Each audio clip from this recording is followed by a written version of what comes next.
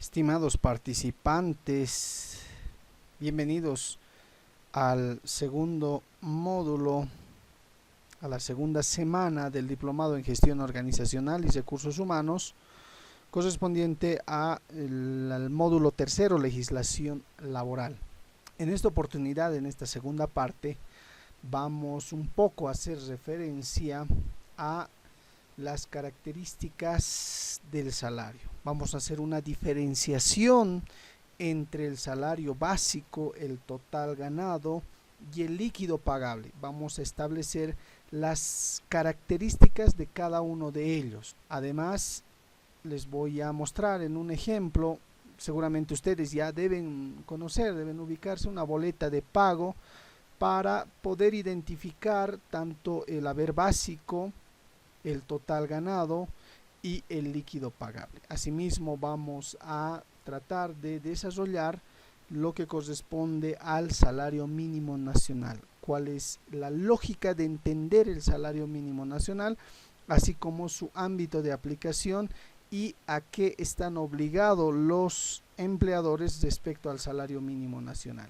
Como no podía quedar atrás, también vamos a tomar en cuenta el salario extraordinario, las horas extras como se denomina. Después de establecer la jornada laboral de trabajo de las 8 horas diarias, el tiempo excedente que se trabaja se denomina horas extras. Entonces vamos a ver cada una de las características de estas horas extraordinarias.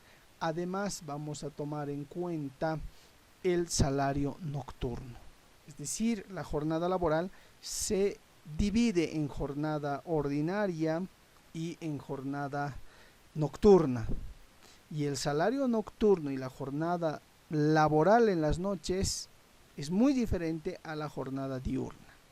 Por lo tanto, vamos a establecer el recargo correspondiente que se tiene que pagar en el salario nocturno. Además, vamos a verificar el salario en días feriados. ¿Cuánto se paga el salario en estos días que son feriados y cómo se puede compensar? Existe esa modalidad de compensación del salario en días feriados que los vamos a establecer de manera detallada. El salario en días domingos. El salario en días domingos y su diferencia con el salario dominical. Hay que tener mucho cuidado en este aspecto. No es lo mismo decir salario dominical que salario en días domingos. El salario en días domingos se paga triple, conforme establece la Ley General del Trabajo. Pero el salario dominical tiene otro componente, tiene otra característica esencial, y esos aspectos se van a detallar en esta parte del salario en días domingos y el salario dominical. Además, seguramente ustedes deben conocer la escala en relación al bono de antigüedad. ¿Cuál es su base de cálculo de este bono de antigüedad? También se va a establecer a partir del artículo 60 del Decreto Supremo 21060 del año 1985 y el Decreto Supremo 23474, que establece la base de cálculo, y muchas veces se tiene una información distorsionada en relación a los cálculos que se tienen que realizar. Cuando se trata de empresas productivas, se realiza en base a los 3 salarios mínimos nacionales.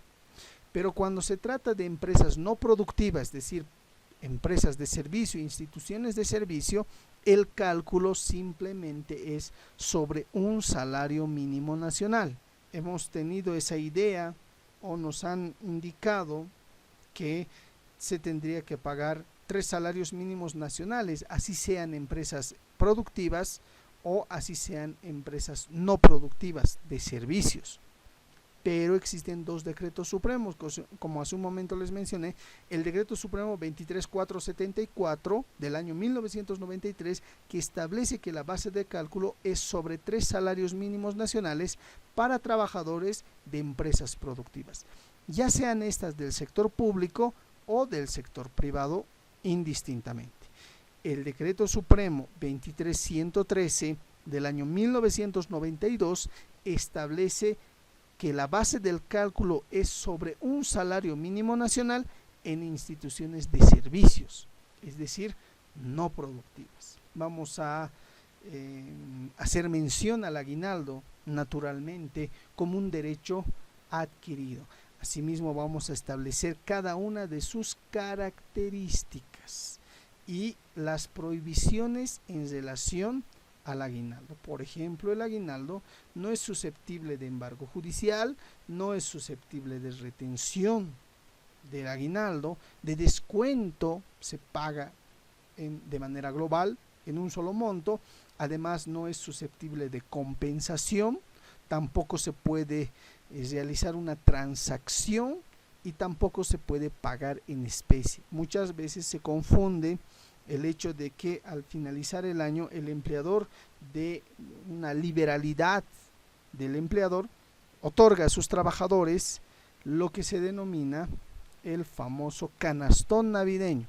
Y algunas microempresas, pequeñas empresas unipersonales, consideran que ese canastón es el equivalente al aguinaldo de Navidad. Y eso es una confusión que vamos a establecer de manera clara que no es correcto aquello.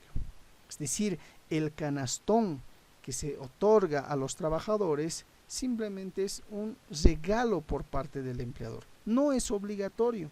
En cambio, el aguinaldo es obligatorio porque se encuentra normado en la Ley General del Trabajo y en toda la normativa laboral que establece el pago del aguinaldo correspondiente.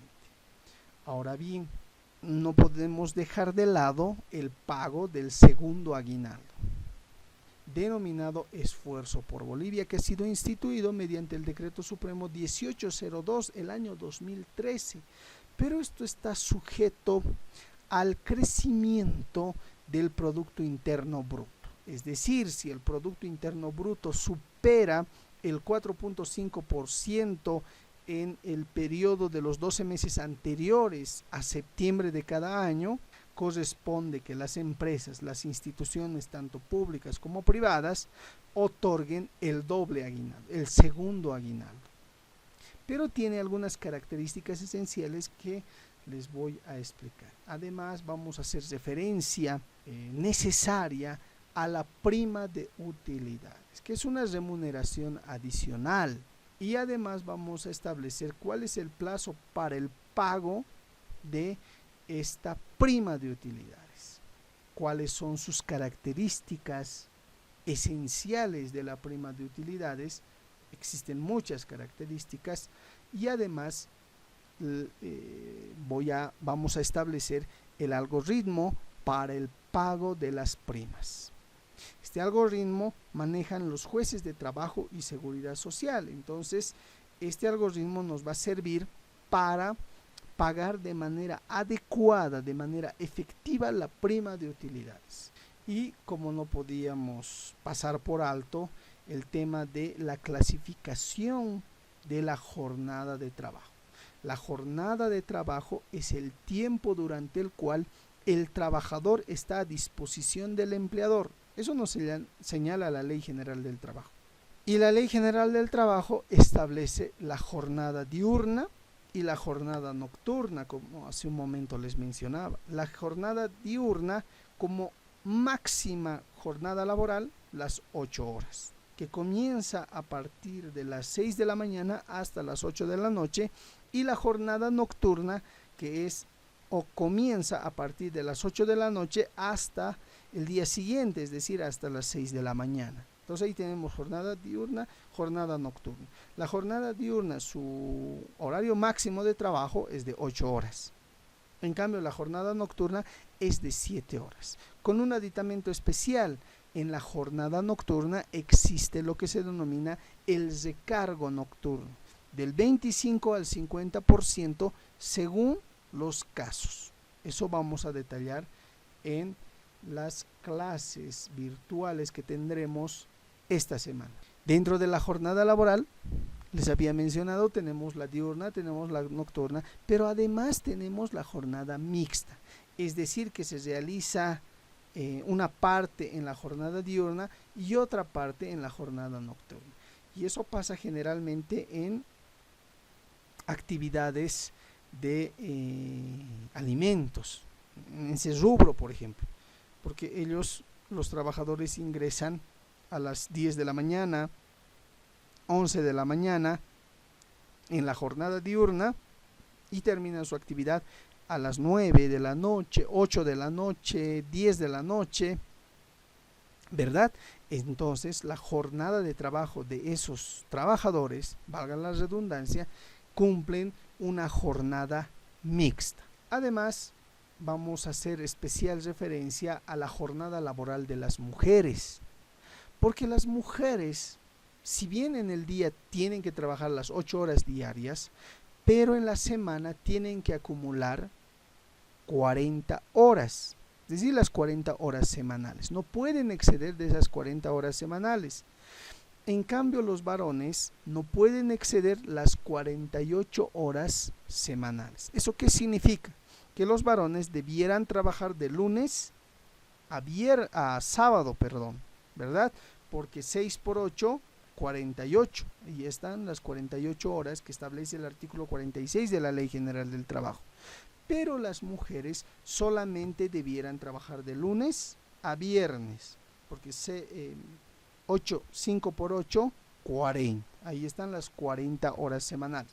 Lo que no ocurre en nuestro país, lamentablemente, porque, por ejemplo, las entidades financieras, en el caso de las mujeres, trabajan hasta el día sábado, hasta el mediodía. ¿Eso qué significa? Que están trabajando 4 horas adicionales a la semana, porque de lunes a viernes realizan 40 horas semanales y 4 horas los días sábados. Entonces a la semana realizan 44 horas, y eso es peligroso porque posteriormente pueden solicitar el pago de las horas extras, porque se ha excedido las 40 horas semanales. Eso también vamos a explicar en las clases. Además, una especial referencia al trabajo de los adolescentes. No es nomás contratar a los trabajadores, a los adolescentes, sin las autorizaciones correspondientes.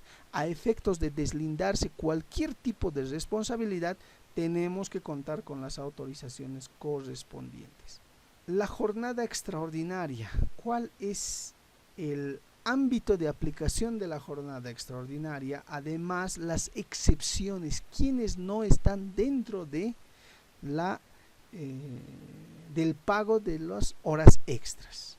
Y en su momento les había dicho en la anterior clase que los puestos de dirección, gerentes, directores, jefaturas, gerencias de área, no pueden cobrar horas extras. Ellos trabajan más allá de las 8 horas permitidas. Pero no solo ellos, los cargos de confianza, también los cargos de vigilancia o seguridad, y aquellos que trabajen en forma discontinua o que por su naturaleza no puedan someterse a jornadas de trabajo, que se va a ejemplificar en las clases. Además, existe lo que se denomina prolongación forzosa de la jornada laboral sin el pago de las horas extras. Pero solamente en determinados casos existe esa prolongación forzosa. No es en todos los casos. La regla es que el trabajador deba trabajar las 8 horas sin exceder dichas horas, porque si no, serían consideradas horas extras. Esa es la regla. La excepción es una prolongación forzosa, obligada de la jornada laboral y que no puede ser cobrada por el trabajador en relación a las horas extras. Vamos a mencionar en las clases con ejemplos correspondientes.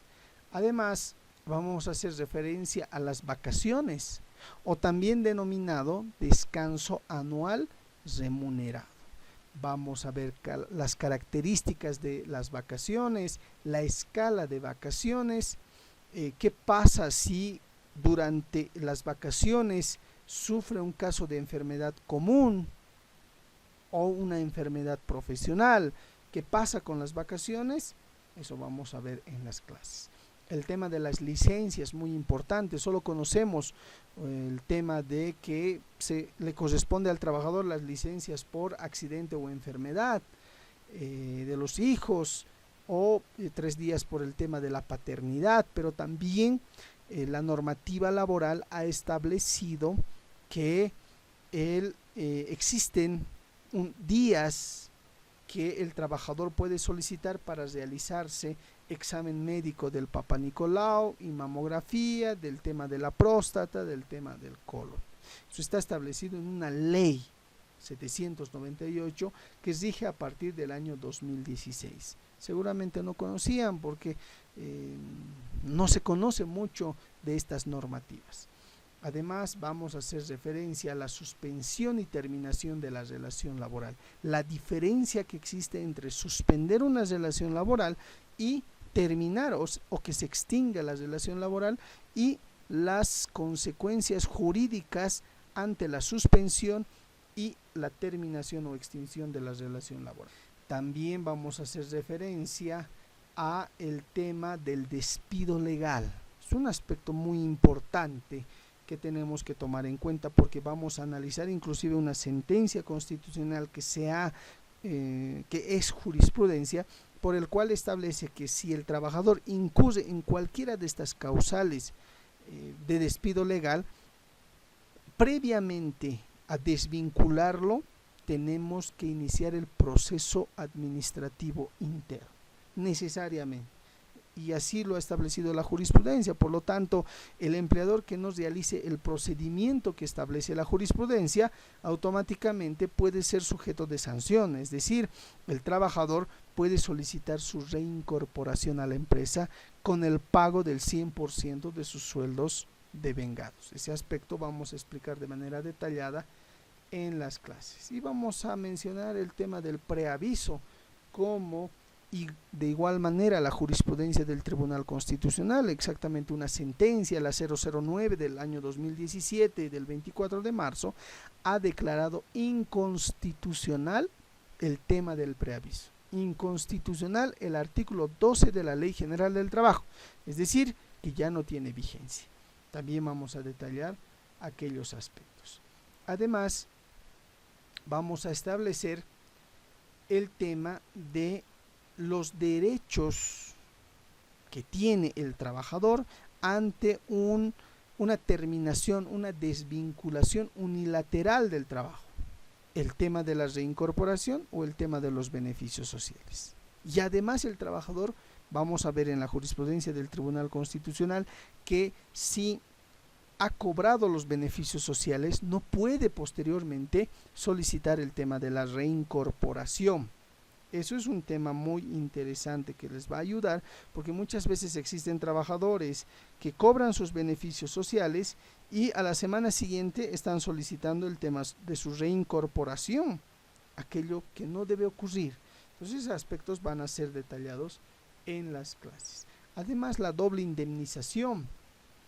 ¿Cuándo se debe pagar esta doble indemnización y cómo se regula en nuestra normativa? Esos aspectos también los vamos a ver, además de las multas por infracción a leyes sociales y cómo desligarse de esas multas a infracciones sociales procedimentalmente.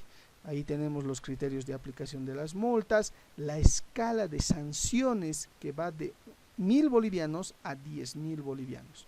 ¿Y cuáles son los documentos que requiere el Ministerio de Trabajo ante una inspección laboral? ¿Qué documentos tenemos que alistar? Esos documentos se encuentran acá detallados, que los vamos a analizar uno por uno. Son en realidad 22 requisitos. Es decir, que el empleador debe contar con estos 22 requisitos con la finalidad de que el Ministerio de Trabajo, a través de sus inspectores, no establezcan una sanción por infracción a leyes sociales. Muchísimas gracias.